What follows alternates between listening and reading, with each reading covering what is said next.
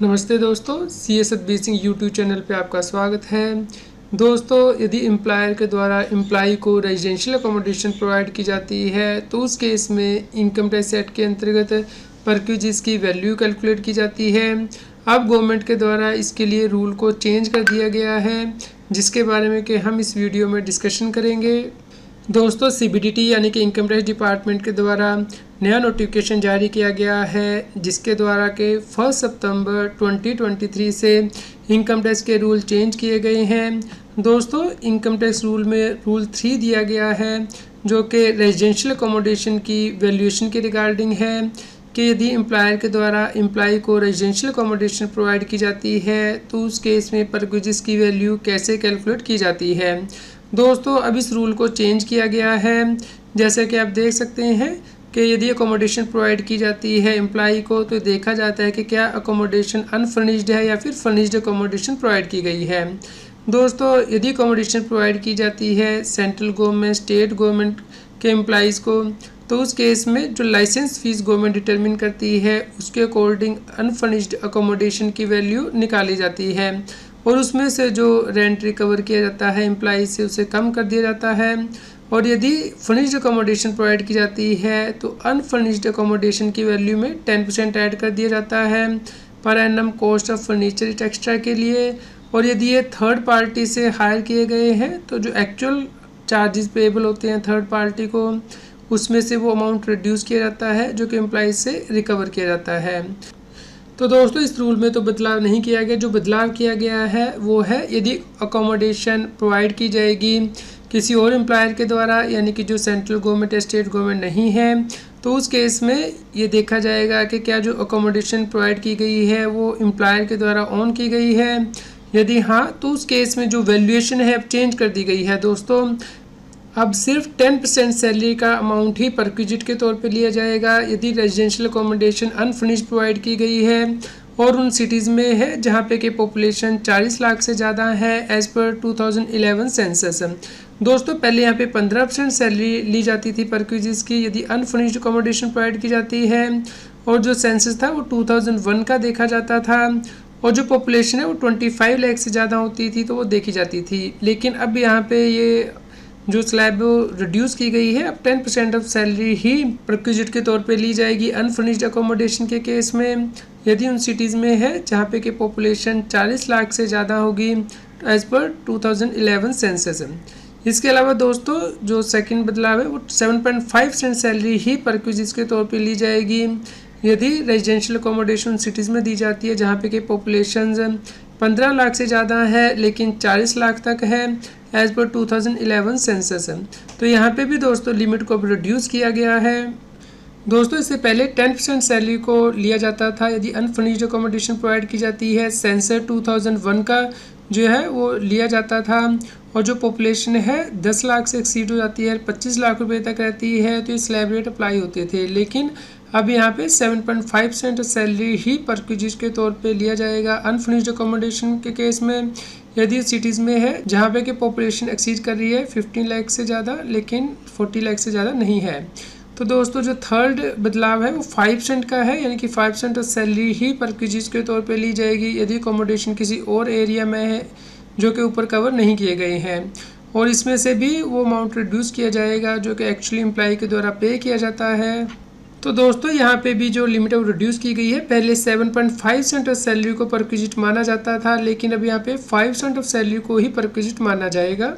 दोस्तों, यदि accommodation on की गई है एम्प्लॉयर के द्वारा और फर्निश करके प्रोवाइड की गई है एम्प्लॉई को, तो उस केस में अनफर्निश्ड अकोमोडेशन की जो वैल्यू है उसमें 10% अमाउंट ऐड किया जाएगा कॉस्ट ऑफ फर्नीचर के तौर पे including television set, radio set, it extra.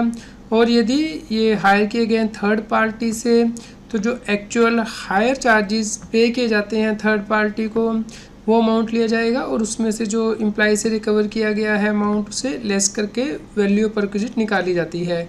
तो इसमें कोई चेंज नहीं किया गया है। दोस्तों, इसके अलावा यदि एम्प्लॉयर के द्वारा अकोमोडेशन लीज या फिर रेंट पे ली गई है तो उस केस में भी लिमिट में बदलाव किया गया है। दोस्तों, यहाँ पे एक्चुअल अमाउंट जो लीज रेंटल का पे किया जाएगा एम्प्लॉयर के द्वारा वो लिया जाएगा या फिर 10% of salary which ever less और इसमें से जो रेंट रिकवर किया गया है एम्प्लॉइज से उसे रिड्यूस किया जाएगा। तो दोस्तों यहाँ पे 15% ऑफ सैलरी था पहले, अब यहाँ पे 10% ऑफ सैलरी कर दिया गया है अनफर्निश्ड अकोमोडेशन के केस में। और यही यदि अकोमोडेशन फर्निश करके प्रोवाइड की जाती है तो 10% अमाउंट पर एनम के बेस पे ऐड किया जाता है कॉस्ट ऑफ फर्निचर एक्स्ट्रा के लिए। और यदि थर्ड पार्टी से हायर किए गए हैं तो एक्चुअल हायर चार्जेस पेबल और उसमें से जो अमाउंट एम्प्लॉय से रिकवर किया जाता है उसे लेस किया जाएगा। तो इसमें कोई बदलाव नहीं किया गया फर्निश्ड अकोमोडेशन के केस में। दोस्तों यदि अकोमोडेशन प्रोवाइड की जाती है एम्प्लॉयर के द्वारा होटल में, जब एम्प्लॉय का जो है ट्रांसफ़र किया जाता है तो नॉट एक्सीडिंग 15 डेज़ के लिए उसे होटल में यदि स्टे के लिए दिया जाता है तो उस केस में 24% ऑफ द सैलरी जो एक्चुअली पेड या पेबल होती है वो अमाउंट लिया जाता है, या फिर एक्चुअल अमाउंट जो पे किया जाता है होटल को विच एवर लेस, और उसमें से जो एम्प्लॉय से रिकवर किया गया है अमाउंट उसे रिड्यूस किया जाता है। तो उसमें भी कोई बदलाव नहीं किया गया है। दोस्तों यदि अकोमोडेशन प्रोवाइड की जाती है टेम्परेरीली उन एम्प्लॉइज़ को जो कि काम कर रहे हैं माइनिंग साइट पे, ऑन शोर oil exploration site, project execution site, dam site या पावर जनरेशन साइट या ऑफशोर साइट पे, तो उन केस में ये सब रूल अप्लाई नहीं होगा। यहाँ पे भी अब डेफिनेशन को चेंज किया गया है। पहले यहाँ पे 800 स्क्वायर फीट तक जो एरिया था वो देखा जाता था, अब यहाँ पे 1000 स्क्वायर फीट तक देखा जाएगा और जो कि लोकेटेड होना चाहिए not less than 8 kilometre away from the local limit of any municipality और कंटेनमेंट बोर्ड और which is located in an remote area. तो दोस्तों यहाँ पे रिमोट एरिया की डेफिनेशन को भी चेंज किया गया है। तो आप यहाँ पे देख सकते हैं नीचे एक्सप्लेनेशन में, रिमोट एरिया का मतलब अब होगा जो कि कोई भी एरिया जो कि लोकल लिमिट्स के अंदर नहीं आता है या फिर जो कि 30 किलोमीटर्स अवे है from the local limit of any municipality cantonment board, जहाँ पे कि पॉपुलेशन 1 लाख या उससे ज़्यादा हो बेस्ड ऑन द 2011 सेंसस। इसके अलावा दोस्तों इस रूल में कोई चेंज नहीं किया गया है कि यदि एम्प्लॉय का ट्रांसफ़र किया जाता है एक जगह से दूसरी जगह पे और वो नई प्लेस ऑफ पोस्टिंग पे भी अकोमोडेशन रिटेन करता है, पुरानी पोस्टिंग पे भी अकोमोडेशन रिटेन करता है, तो 90 डेज़ के पीरियड के लिए तो जो दोनों अकोमोडेशन की वैल्यू वो कैलकुलेट की जाएगी और जो लोअर वैल्यू है वो ली जाएगी। लेकिन 90 डेज़ के बाद दोनों अकोमोडेशन की वैल्यू को लिया जाएगा पर क्विज़ के तौर पे यदि वो एम्प्लॉय इन दोनों अकोमोडेशन को रिटेन करता है। लेकिन दोस्तों यहाँ पे एक और प्रोविज़न अब डाल दी गई है, यदि कोई अकोमोडेशन एम्प्लॉयर के द्वारा ऑन की जाती है और एम्प्लॉय को 1 से ज़्यादा साल के लिए प्रोवाइड की जाती है तो उस केस में दोस्तों जो परक्विजिट की वैल्यू होगी वो एक्सीड नहीं करेगी जो कॉस्ट इन्फ्लेशन इंडेक्स के अकॉर्डिंग वैल्यू कैलकुलेट की जाएगी। यानी कि नेक्स्ट ईयर में भी मान लीजिए एम्प्लॉय कंटिन्यू करता है अकोमोडेशन को तो नेक्स्ट ईयर में जो कॉस्ट इन्फ्लेशन इंडेक्स होगा उससे मल्टीप्लाई करके फर्स्ट ईयर में जो कॉस्ट इन्फ्लेशन इंडेक्स था उसे डिवाइड किया जाएगा और उस वैल्यू से ज़्यादा परक्विजिस की वैल्यू नहीं आएगी। तो यहाँ पे जो परक्विजिस के लिए कॉस्ट इन्फ्लेशन इंडेक्स लिया जाएगा वो वही होगा जो कि गवर्नमेंट नोटिफाई करती है सेक्शन 48 की एक्सप्लेनेशन के अकॉर्डिंग, यानी कि कैपिटल गेन की कैलकुलेशन के लिए। और यहाँ पे जो फर्स्ट प्रीवियस ईयर होगा वो प्रीवियस ईयर 23, 24 और previous year in which accommodation was provided to the employee whichever later माना जाएगा। दोस्तों ये जो नोटिफिकेशन है ये एप्लीकेबल हो गया है 1 सितंबर 2023 से। जैसे कि आप यहाँ पे देख सकते हैं, आप इस नोटिफिकेशन को डाउनलोड कर सकते हैं, इसका लिंक इस न्यूज़ की वीडियो डिस्क्रिप्शन में दिया गया है। उम्मीद करते हैं आपके लिए यह न्यूज़ यूज़फुल रही होगी। कृपया लाइक करें और शेयर करें ताकि सभी लोगों तक ये जानकारी पहुंच पाए और वो इनकम टैक्स की कंप्लायंस कर पाएँ। रेगुलर जीएसटी और टैक्स अपडेट के लिए इस चैनल को सब्सक्राइब करें।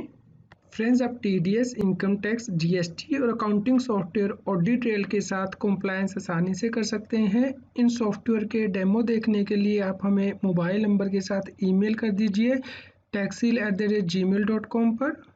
आप हमें टेलीग्राम ऐप CS@BSing टैक्सिल पर ज्वाइन कर सकते हैं ताकि आप जीएसटी और इनकम टैक्स के रेगुलर अपडेट अपने मोबाइल पर ही प्राप्त कर सकें।